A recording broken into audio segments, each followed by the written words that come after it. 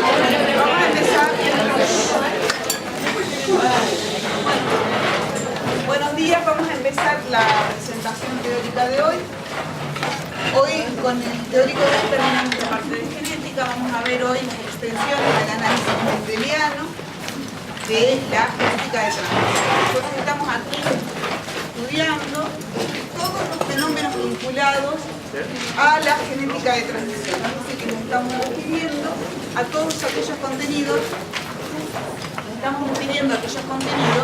que tienen que ver con los mecanismos genéticos, ¿sí?, que explican los fenotipos.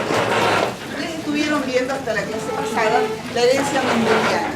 En el contexto de la herencia mendeliana ustedes estuvieron estudiando los conceptos de dominancia, recesividad, mecanismos genéticos que están involucrados en la segregación de los rasgos a la hora de formarse las gametas y los fenómenos en virtud de las cuales se pueden establecer las probabilidades de que determinado fenotipo aparezca en la descendencia, ¿sí? Mecanismos de dominancia completa. Hoy vamos a ver las extensiones al análisis mendeliano en el contexto de la genética de transmisión y vamos a empezar a ver todos aquellos fenómenos genéticos que escapan a las predicciones habituales de la herencia mendeliana. En la herencia mendeliana clásica nosotros habíamos visto las dos leyes principales de Mendel y habíamos visto las relaciones entre los alelos que codificaban para determinados rasgos, ¿sí?, en el fenotipo. Y veíamos que individuos podían tener tanto como dos, siempre iban a presentar dos alelos para cada característica.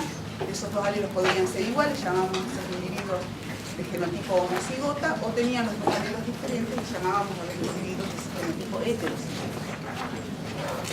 En virtud de las relaciones de dominancia y recesividad en los heterocigotas se manifestaba un fenotipo que coincidía con el de uno de los dos homocigotas. En el caso de la dominancia completa, el fenotipo del heterocigota era el mismo que el fenotipo del homocigota dominante, ¿sí? Y debíamos solamente establecer las relaciones de concilio de dominancia, calcular la gameta, la segregación de los alelos durante la gametagénesis y establecer una predicción en virtud de la cual anticipar las proporciones de fenotipos y genotipos que íbamos a encontrar en la descendencia.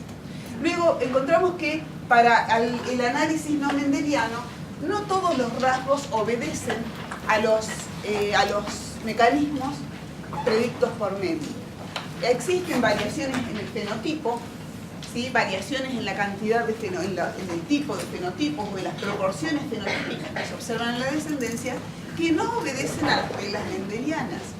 Esas variaciones fenotípicas pueden explicarse de diferentes maneras.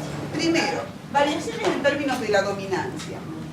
En sistemas bialélicos, donde un gen tiene dos alelos, uno dominante y otro recesivo, eventualmente puede ocurrir que la relación de dominancia no es la misma que se observa dentro de la herencia mendeliana. Entonces, estas variaciones de dominancia harían aparecer diferentes proporciones fenotípicas en la descendencia o diferentes manifestaciones del fenotipo en la descendencia. Ahora vamos a ver cómo. Otra explicación que podría justificar estas variaciones al análisis mendeliano es la existencia de más de dos alelos para un determinado gen. Es decir, que si un determinado gen admite más de dos alelos, las combinaciones de estos en los genotipos podrían dar lugar a variaciones en los fenotipos. También lo vamos a ver con un ejemplo concreto hoy. Otras explicaciones podrían ser que hubiera múltiples genes para un mismo rasgo, que haya rasgos que se explican no por la expresión de un par de genes en un determinado locus, sino que hubiera rasgos que, aunque se manifiesten como uno solo, se deban a la acción de muchos genes. Por ejemplo, el peso. El peso podría ser uno de ellos. Es decir, el peso de un individuo no está determinado por un solo par de genes, sino por la acción de muchos genes en distintos niveles de la fisiología, que resultan en un peso particular. Eso también desvía las proporciones que podemos calcular fenotípicas en la descendencia del análisis mendeliano. Y finalmente, interacciones de los genes con el ambiente. Eventualmente el ambiente puede ejercer una influencia sobre el genotipo modificándolo. Un ejemplo sencillo al que estamos todos habituados podría ser la pigmentación de la piel. Sabemos que si nos exponemos suficientemente al sol, la tonalidad de la piel va a variar por sobreexpresión de pigmento. Entonces vemos cómo el ambiente puede ejercer un efecto sobre el fenotipo. Vamos a ver algunos ejemplos particulares de este análisis Y además vamos a sumar a esto, como una desviación del análisis mendeliano típico, los fenómenos que tienen que ver con los cromosomas que definen el sexo de los individuos. Porque si tomamos la variación fenotípica de algunos rasgos en relación a en cuál sexo se manifiestan y en cuál sexo no, y en qué proporción, también vamos a ver una desviación del análisis mendeliano. ¿Estamos de acuerdo? Eso lo vamos a estudiar hoy. Vamos a empezar entonces con las interacciones alélicas. ¿Qué son las interacciones alélicas? Interacciones entre alelos del mismo gen que no son de dominancia completa, ¿sí? Que no son mendelianas. La primera interacción alélica o intraalélica mendeliana que vamos a estudiar es la que se denomina dominancia incompleta.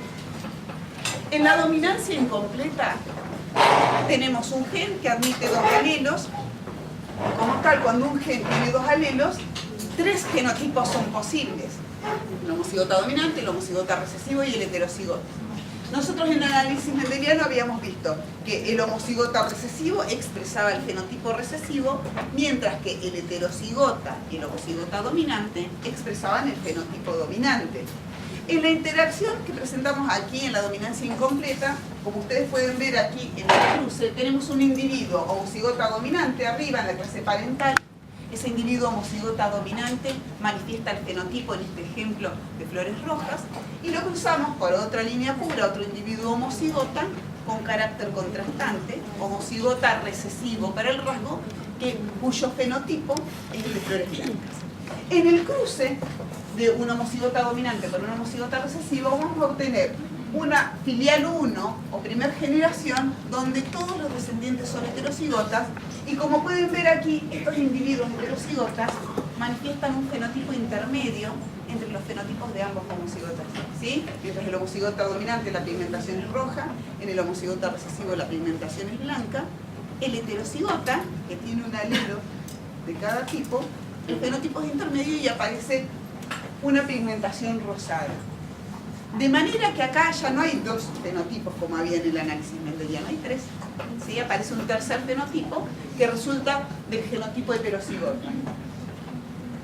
Que los genes siguen siendo los mismos resulta de hacer un retrocruzamiento. Si cruzamos entre sí a los dos individuos heterocigotas obtenidos en la F1, vamos a encontrar una segregación alélica y fenotípica en la F2, en virtud de la cual, fíjense, 1 de cada 4, ¿sí? 1 en 4 van a ser homocigotas dominantes y van a tener un fenotipo rojo.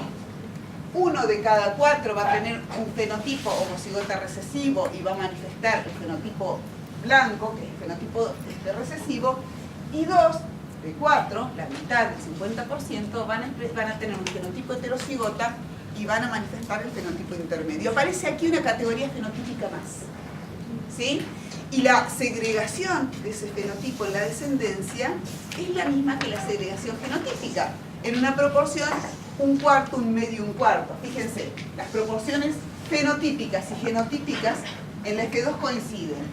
1 homocigota dominante con fenotipo rojo, por cada 2 heterocigotas con fenotipo intermedio, por cada 1 homocigota recesivo con fenotipo blanco. ¿Se entiende? Aquí coinciden las proporciones genotípicas y fenotípicas.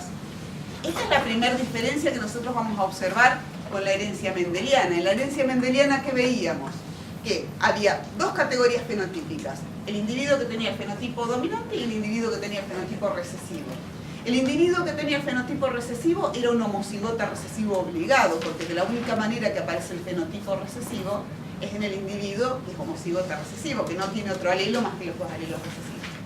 Mientras que el heterocigota y el homocigota dominante eran fenotípicamente idénticos. Yo veía un individuo con un fenotipo dominante y no podría decir a ciencia cierta qué genotipo tenía. En la dominancia incompleta no es así. Yo puedo distinguir fenotípicamente cada uno de los genotipos de los individuos en la descendencia. ¿Estamos de acuerdo? El ejemplo que se estudia es el de estas flores, boca de dragón, que es el ejemplo más habitual para demostrar este tipo de relaciones. ¿Estamos de acuerdo hasta aquí? Otra interacción alélica o intraalélica, interacciones entre alelos del mismo par, que no es mendeliana, es la codominancia.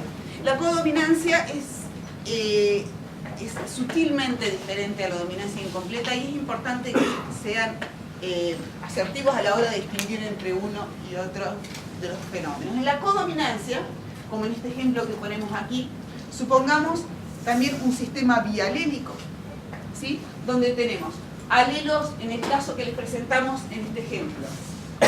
La